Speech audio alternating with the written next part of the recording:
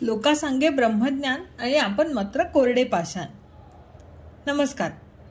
तुमच्या आयुष्यात एक तरी असा उपदेशक म्हणजे फुकट सल्ला देणारा व्यक्ती नक्की असेल, जो तुम्हाला सांगतो की वेळेवर उठा, आळस करू नका, रागावर नियंत्रण ठेवा, जास्त वेळ खाऊ नका।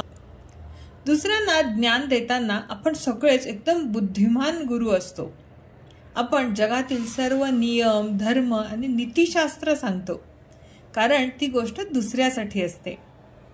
पण जेव्हा तेच ज्ञान स्वतःवर लागू करायची वेळ येते, तेव्हा आपलं ते ज्ञान कुठे जाते? आज आपण अशाच अर्थाचं एक सुभाषित पाहूयात, जे आपल्यातील दुटप्पी स्वभाव उघड करते।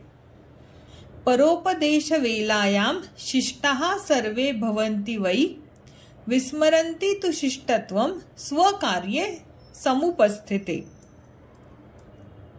परोपदेश वेलायाम शिष्टाः सर्वे भवन्ति वै। परोपदेश म्हणजे दुसऱ्याला उपदेश करायची वेळ आली असता, वेलायाम म्हणजे वेळ आली असता, दुसऱ्याला उपदेश करायची वेळ आली असता, शिष्टाः सर्वे भवन्ति वै म्हणजे दुसऱ्याला उपदेशाचे डोस पाजायचे असतात, तेव्हा सगळेच जण एकदम शिष्ट, सुसंस्कृत, हुशार असतात। विस्मरन्ति तु शिष्टत्वम, पण हेच शिष्टत्व म्हणजे हीच हुशारी माणूस विसरून जातो।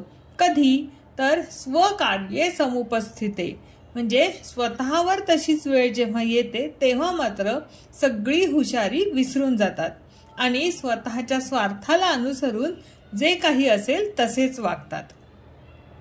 आपलं काम उपस्थित झालं की त्यावेळी मात्र सगळं शहाणपण माणूस सोयीस्करपणे विसरून जातो। जेव्हा आपण दुसऱ्याला उपदेश करतो, तेव्हा आपण स्वतःला त्या समस्येपासून दूर ठेवतो, म्हणजे थर्ड पर्सन म्हणून आपण त्या समस्येकडे पाहतो। त्यामुळे आपण अगदी शांतपणे, अनुभवी आणि शिस्तबद्ध वाटतो। परंतु स्वतःचं काम करायची जेव्हा वेळ येते, तेव्हा हे सगळं शहाणपण विसरून जातो आणि हीच खरी परीक्षा असते।